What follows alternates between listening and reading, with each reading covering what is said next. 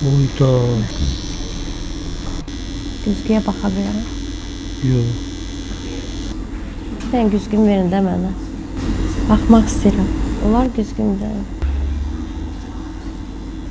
Bu nədir belə? Siz askırdınız belə oldu. Belə qalacaq bu. Gedir.